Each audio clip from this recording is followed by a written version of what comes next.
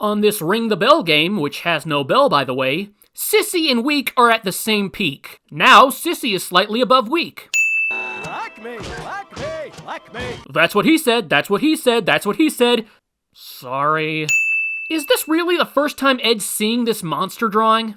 Isn't Ed the group artist and the monster expert? He should have been the one that drew it in the first place. Eddy's got this muscular cardboard body over his torso, which goes away when he tackles Ed. I was quite enamored by Ed's impersonation, Eddy. Really? 'Cause you literally just said, If only for a day I wish I could enjoy the serenity of Ed's world. Double D is a bad liar. How do these two eye holes become one big eye hole?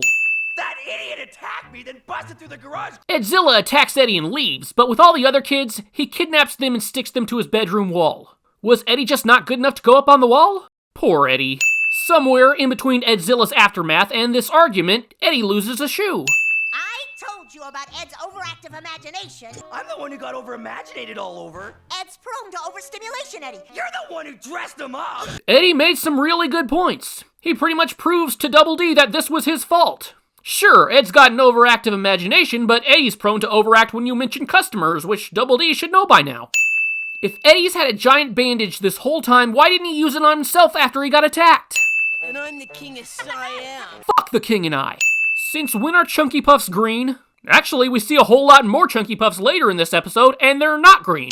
Naz is not looking in the direction that the saliva is coming from. It's every man for himself. Then why did you hold the door open for Naz and Rolf? Kevin sure is considerate in dire situations. How does Kevin avoid getting his fingers smashed in the doorway? Also, the door opens inwards and outwards. And if technology is this advanced on this show, you'd think they'd at least have DVD players or something. Did Gertrude have any breathing room down in Rolf's pocket? And isn't Rolf worried she might shit in his pants? I guess the Eds got access to the clubhouse back from the Cankers at some point, but why does it still look like it did when the Cankers took over? You see this door close and... bullshit.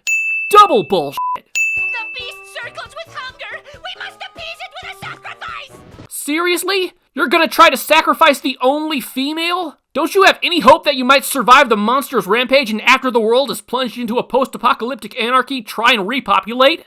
Also, you'd be sacrificing one of the most popular kids in the neighborhood, which is odd since you've got two outcasts in the treehouse with you. The treehouse goes down while all these steps near the top of the tree stay, but these steps near the bottom are destroyed. Hey, if you find any teeth laying around, they're mine. Why is Eddy so calm? Doesn't he know the Tooth Fairy leaves cash for teeth? I thought there was a whole episode about that. We saw very clearly that Edzilla swallows Rolf, takes Naz to his lair, sticks Naz to the wall, and Rolf was already there? Also, we saw that Edzilla shares Ed's love of chickens, so why would he stick one to his wall like one of his victims? Also, Johnny looks pretty happy to be up on this wall. Also, Kevin got his hat back. So Edzilla wraps his tentacle around Johnny, no spikes. He wraps his tentacle around Kevin, no spikes. Then a tentacle comes out of this window, spikes. His tail has spikes. Does he open windows with his tail? He wants to skin off my bones, Double D! But he didn't want it earlier? Mom said no parties unless I'm invited. It's in your house! Yes, I know, there's girl magazines and a bunch of wadded up tissues under Eddy's bed. But I'm not gonna sin Eddy for being a boy. I will sin that he has this junk awfully close to all this food. That's disgusting. Also, how are these unrefrigerated wieners not stinking up the room?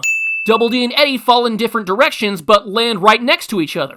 What was the TV doing on the bed in the first place? Who just lays their TV on the bed?